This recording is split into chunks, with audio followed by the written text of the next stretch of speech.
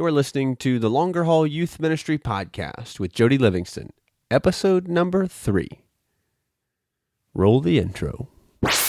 Welcome to the Longer Haul Youth Ministry Podcast, helping you survive and thrive in youth ministry. And now your host, Jody Livingston. Hey everybody, welcome. Thanks for listening today, wherever you are and wherever this finds you, whether that's in the car, driving, redeeming your commute, whether that's you running somewhere. God bless you for running. I don't run unless I'm being chased by something very much bigger than myself. Maybe you just find yourself in the office working a little bit. Thanks for listening, though. Really, I appreciate it. As always, thanks for what you do for the students you serve, the families that you serve, the churches that you serve at as youth pastors and youth workers. I know sometimes it feels like you're not accomplishing much, but I promise you are making a difference. Thanks again also for being a part of the Longer Haul community. For those of you who have been following for a while on thelongerhaul.com, thanks for jumping over to the podcast and listening. And my hope with this, again, is just that this will be an extension of that, the blog there, helping you legitimately not just survive youth ministry, avoid some burnout, stay put, some longevity in your ministry, but also thrive and really have a ministry of lasting influence where you are as you serve. And so thanks again just for tuning in. It really means a lot to me, and I hope you're finding it helpful. Hey, listen, today is a great show for you. We're going to hear from a friend of mine named David LeRoy. David is in his first church. He is about a year and a half into his very first position, and you're going to hear all about kind of the journey so far for him, some of the struggles that he had. We'll talk a little bit about how he and I met, kind of where he was with his ministry and in his ministry when we met, some things that he has done, a big change that he made really early on that he's done very successfully, really without any blowback, and he didn't get fired, which is always a good thing. He's going to give some advice for other new youth pastors and new youth workers, as well as some for us veteran youth workers. So whether you're just starting out or you've been doing this for a very, very long time, great interview and a good reminder for veterans as well of what it was like just starting out. All the links, all the things, the resources we mentioned at the end, you can find in the show notes at thelongerhaul.com/episode 003, thelongerhaul.com/episode 003. All that will be there for you. And with that said, we'll jump right in here to the interview. Here is David LeRoy. All right, David LeRoy here. David, you and I met about a year ago at this point, right? Yeah, by our mutual friend, Zach Mabry. Yeah, that's right. We were at the Simple Youth Ministry Conference there together, and Zach said, hey, I know this guy you really need to sit down and have lunch with. And so Zach paid for lunch, which was awesome. And that's kind of where we met and kind of where all this started. How long at that point had you been in youth ministry? At the time we met at the conference, I had been in ministry for just about 6 months. So you were in a full-time vocational ministry. So just starting out, really? Yeah. So, okay, just for those who don't know you like I do, tell me a little bit about yourself, your journey to youth ministry, kind of who you are, all that kind of stuff. Okay. Well, I am first and foremost a husband to Abby LeRoy. We've been married for about 3.5 years, and she's a huge blessing and in my life.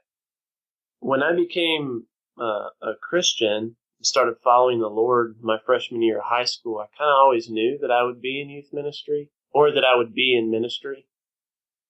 My parents were missionaries, and so I actually thought for a long time that would be the road that the Lord would take me in. I was fine with going overseas and being a missionary, but I started really plugging into the youth group, and I had some really good youth pastors in high school that invested in my life and kind of gave me responsibilities and just really helped me as I was trying to follow Christ. So after my freshman year at college, my youth pastor had resigned from the church, and my pastor had called me up and said, this summer, if you're interested, could you lead the youth group? And so he gave me that opportunity, and it was just awesome. And you survived. And I survived the summer. And honestly, from that moment, I had been plugging into youth ministry, but that summer was, I don't know, I just feel like the Lord blessed that summer, and I felt a calling. And throughout college, I had just plugged into the youth ministries that my church had. And then my wife and I got married, and I worked in transportation behind a desk for a couple of years. And then when she graduated, I told her I want to apply for a job in youth ministry. And how did she respond to that? Well, she knew that was a passion of mine, and that was likely something that I was going to do down the road. And but we had sat down one night, and I had just been having a hard time at my job, and I just said, Abby, when you graduate, I want to move on into ministry. And literally the next day, she got an email from a connection that she had and said, look, our youth pastor from our church is leaving, and this is way early on, but this is opening up, and that actually ended up being the job that I got. Wow. And it was a confirmation from the Lord. Yeah, and I'm sure that went a long way for her too, helping Absolutely. Her kind of see that confirmation in that process. Yeah, and just throughout those months leading up to that, the Lord just confirmed in our hearts that this is really where we should be, and that Bluefield, West Virginia, was really where we should go, even though we weren't comfortable with it. And Bluefield, just a small town, something we weren't used to, coming from bigger cities. But we're just confident in the Lord's calling, and I knew that this is where I need to be, and I'm still confident. Yeah, I think it's so important to have a spouse that's supportive of what you're doing, regardless of the size of your ministry or where you are, how long you've been in ministry, whatever that context is. There's no way that the spouse is going to be completely sheltered from that. So if you're pouring and investing into students or into a ministry and your spouse is opposed to that, that's going to cause a whole lot of problems. Absolutely. And considering, at least from a lot of people that I know that have gone into youth ministry, it involves a change in location. So the spouse is uprooting her life to follow your passion, moving to a new place, a new church, having to make new friends. And so having that support is pretty crucial. So you're fairly, you're not that far off from that decision really to pursue youth ministry. What would you say to somebody who's listening, who's kind of in that place? They've been really plugged in maybe in their youth ministry, or had a youth pastor like you're talking about who was really influential in their life, and they're kind of wrestling around with the idea of going into youth ministry and pursuing that. Maybe they're married and they're trying to talk through that with their spouse. Maybe they're not. Where would you recommend they look for some guidance on that? Hopefully that person would be plugged into a local church. And I think seeking guidance and wisdom from a trusted elder or a pastor, a connection that they have there for guidance. Maybe somebody who's in ministry that knows the struggles of ministry and the life that comes with being a full-time minister. I think that would be crucial relationship, one, to have in general, and to seek out if this is something that a person is thinking of pursuing. Yeah, I think that's good advice. I see so many people who are involved in a youth ministry, in their teenage years. They have a youth pastor or youth worker who's really influential in their life. They love youth ministry. They're really excited about their faith in that moment. Then they kind of step out of that, and because they have such a fond memories and such a strong experience in the student ministry itself, they kind of want to be a part of that on an ongoing basis. And so naturally they drift back to being a youth pastor, a youth minister. Mm-hmm. And sometimes I think that's confusing. So do you think, okay, you're, almost 2 years in now, right? I mean, how important is that confirmation, knowing like this is absolutely what God has called me to do? I think it's absolutely important. If you don't know without a shadow of a doubt that this is where you need to be, then you need to not. I don't think you need to consider it. And you had said one time in a conversation with me, and you had talked to your youth pastor, and he said, you know what? You need to run the other direction, think of other things, and until you know that this is, without a shadow of a doubt, where you're going to be, then almost don't do it. Because this, it's not easy. It's not a regular schedule. So having that confirmation is crucial. And if it really is your calling, then you will have that confirmation. Yeah, I can't. That was that one conversation with me starting out really when I was praying through ministry. That has saved not only my ministry, but probably my family along the way more times than I can count. And I just think that's so important. It's not that you want to encourage somebody to run from the calling of the Lord, but they've got to be confident. Yeah. Because you're right. It's not easy. And it's not a light calling either. Right. Yeah, no, totally. It's, do you think it's more difficult than you thought it would be? Oh, absolutely. It's more difficult than I thought it would be. I mean, you survived the summer, that first summer as an intern, and then you kind of step into the role you're in now, and you're kind of the man here. Yeah. How does that compare? How is that different from the intern? I was young. I was 19 when I was that intern, and I could make a lot of mistakes and get away with it because I was filling in. And so I didn't get any slack. But here, because I am the youth minister and I am leading these children, that, you have to be careful of what you say, of what you do, of what you allow to go on during a camping trip. Not that I, allowed anything terrible to happen, but there's just a responsibility now that I am the youth minister, instead of just being an intern, not being much older than those students. Some of them were honestly my friends. Yeah. So, would you recommend an internship for folks who are thinking about doing youth ministry?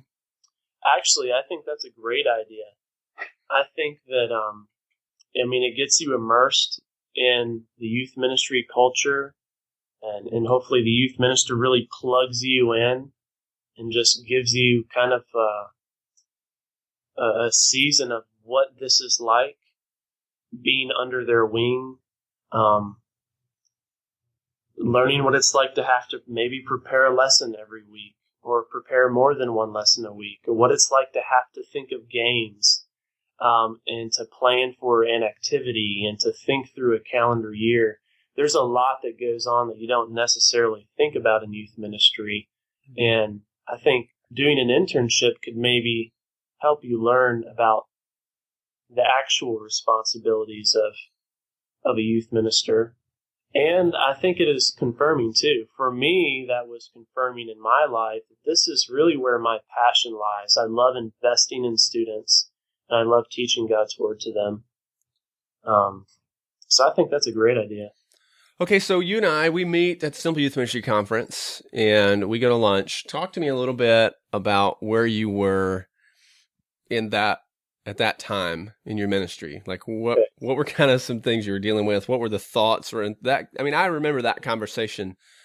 Talk a little bit about that. All right, so when we met, it was about 6 months into my ministry, about a year ago. And I was in the process of really feeling things out, still. We were in a new location, in a new church. And so we were feeling out the area. We were feeling out our church body. We were feeling out just our students and the dynamics of everything.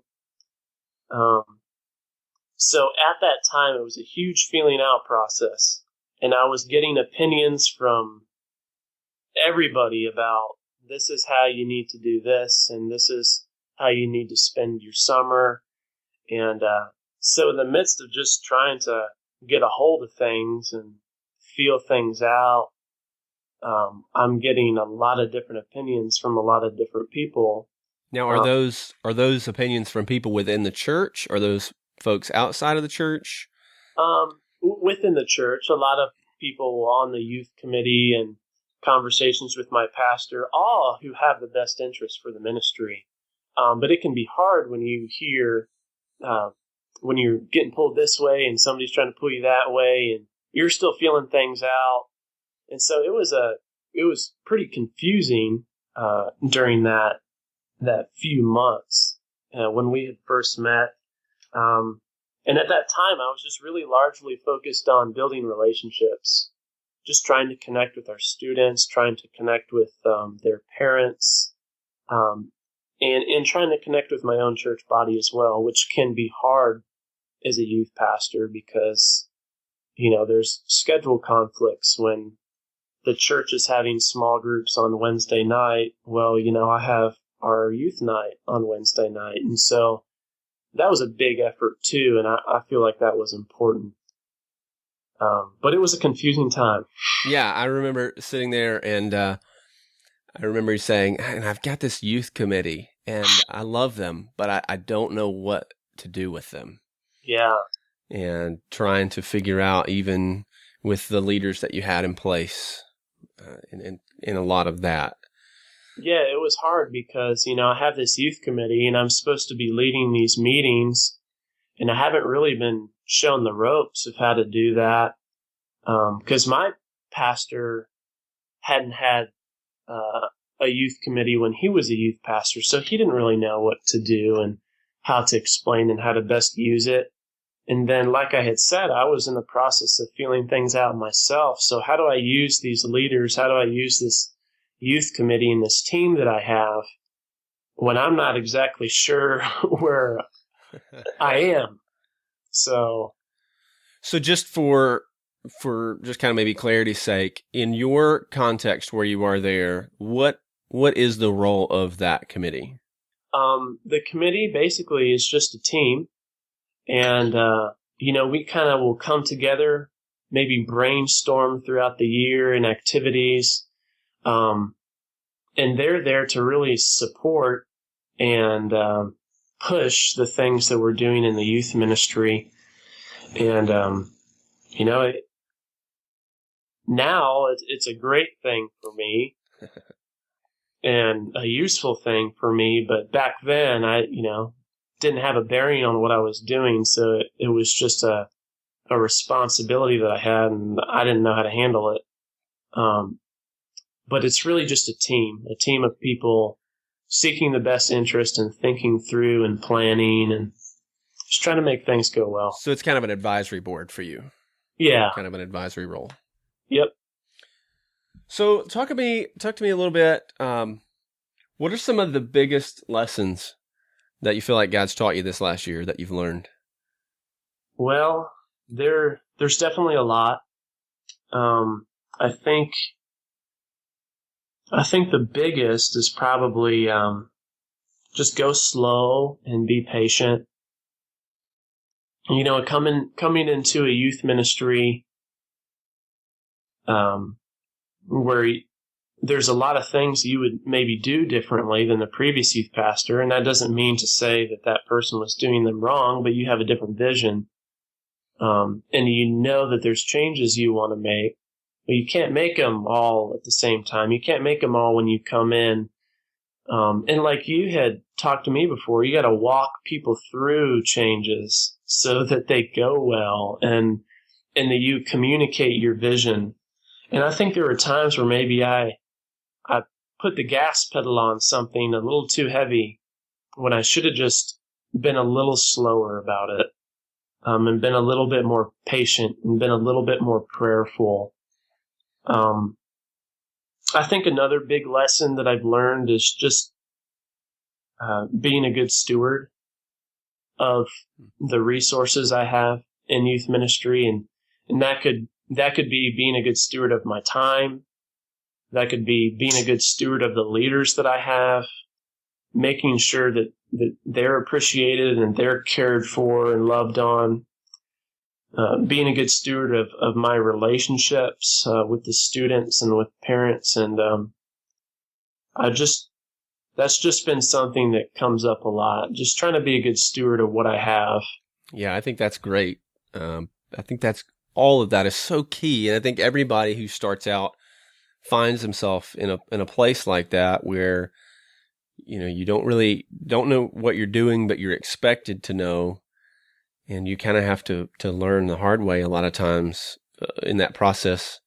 And hopefully you can stick around long enough to correct those things.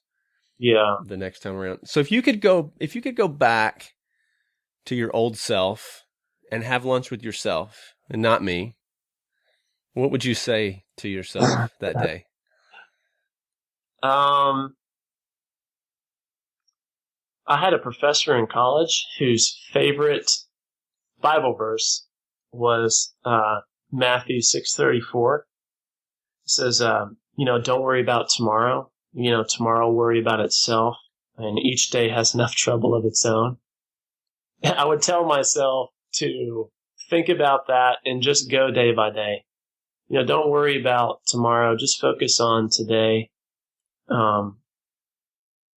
Each day has enough trouble of its own. Just get through. Do what you can do today. Don't stress about what's going to happen in the summer, if this mission trip or if camp's going to work out. Just be a good steward of the day. I would probably tell myself to develop alligator skin.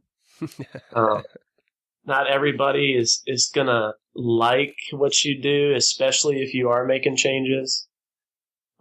And criticism is hard to get, especially when you care so much about the students and you really have their best interest in mind, and you have been praying and you have been struggling and having conversations, and you really think this is the best thing. And then somebody comes in and is like, I don't think so. That's dumb. Yeah. And that's hard. So develop alligator skin, and just to, I would probably tell myself to ask this question every day: who have I cared about in my ministry today? That's a good Who have question. I cared for? And that doesn't mean, okay, have I taken a kid out to lunch today? Have I taken them out for breakfast? Have I connected with a leader? Have I given them the resource I told them I was going to give them 3 weeks ago to help them teach Sunday school? Or have I emailed the parents? Or have I written a note card to a student today? Just one thing to do each day to care for somebody within the context of my ministry: a parent, a leader, a student. I think I'd tell myself to ask that question every day. So looking back on your ministry to this point, how long have you been there right now? Going on a year and a half. Okay, so about a year and a half in, looking back at where you are, what do you think is the most successful thing that you've done in this short amount of time? The most successful thing, and also the hardest thing, I think, was splitting our middle school and our high school group. And that isn't for every church. That isn't for every ministry context. But for ours, I felt that was a change that needed to be made. And it was not something that had ever been done in the church before. The middle school and high school was always together for youth nights. But I really felt led to make that change. And we made that change at the launch of this last school semester. And I really do feel like that was a big success for us because it had just allowed us to connect with each group on the level that they need to be connected with, that they need to be taught. We went through Habakkuk with our students last year. And for the older students, I think they were eating it up. They liked it. But, I got 6th and 7th graders, and the wheels just aren't turning as much. Right. So now we're able to kind of teach in a way that I feel like is more effective for each group. And it also lets the younger kids be younger kids. And it lets the older kids be older kids. And so within our church context, we feel like that was a change that needed to be made. And it was the hardest thing, but yet I feel like it has been successful, and the Lord's blessed that. What would you say to maybe a veteran youth worker, youth pastor who's listening, as a young guy just starting out? What would you say to the old guys in the room like me? Oh gosh, I don't know. What I would say to you is find a young youth pastor like me and help them along. Yeah, truthfully, I can agree with that. So, how long do you think somebody should be in youth ministry before they start looking back and investing in a younger guy? My youth pastor back in the day, and this was just something that he told me just in the context of my own spiritual life, is that we want a Paul, a Barnabas, and a Timothy in our life. A Paul, somebody who is maybe a little further along in the walk with the Lord and who's pulling us. And we need a Barnabas who's like our friend, a companion we're walking through life with. And we need a Timothy who we're pulling along and we're training and we're discipling. And I don't think you have to necessarily wait 3 or 4 years to reach out to another maybe younger or newer in ministry youth pastor. There's a guy that I know who was just hired by a church in town here to do the youth ministry, and so now that actually gives me an opportunity to maybe help him keep from making some of the mistakes that I did and give him some advice. So I don't think that, if I put a time limit on it, I'd say give yourself a year or a year and a half or, a little bit of time to where you have some bearing on what you're actually doing. I think that's good. I think even in the sense of being new to a community, there's a lot to learn there. So you may not be able to help and have all the answers for how to do something within the context of their ministry, but you can at least help them with relationships that you already have in the community or where things are in the community or things like that. So certainly within those three, that's really good. Somebody is going to fall within those regardless of where you are. And I think you should always be seeking that in your ministry context, but also in your own walk with the Lord as well. Yeah, that's really good. What about a resource? You got a resource you'd recommend? A book or anything that you'd throw at folks listening? Something that I've read recently was Giving Up the Gimmicks by Brian Cosby. And I just read that book and I really enjoyed it. It kind of covers how, I think for a long time, youth ministry being kind of an entertainment sort of culture and drawing students in and having crazy nights and fear factor-ish events, and restructuring that into really a scripture-based, gospel-centered youth ministry. And so he kind of talks through how he uses scripture and sacraments and prayer and service and reaching the community in his youth ministry, instead of relying on fancy things and crazy games and just in entertainment-based ministry. And so I actually really enjoyed that book. I'd recommend that. That's awesome. We'll put a link for that in the show notes for everybody so that they can check that out. And what about you? If people wanted to connect with you or find you, where can they find you? You can find me on WPCYouthGroup.com.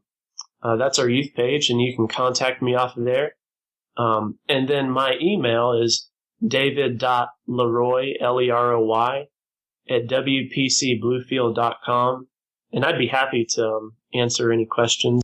Excellent. Well, thanks, David. I appreciate it so much for taking the time to do this, and I know folks will find it helpful. Again, we'll put all the stuff mentioned here in the show notes, and stay at it, man. Okay. Thank you, Jody. I appreciate you having me on. Absolutely. We'll see you, David. Bye.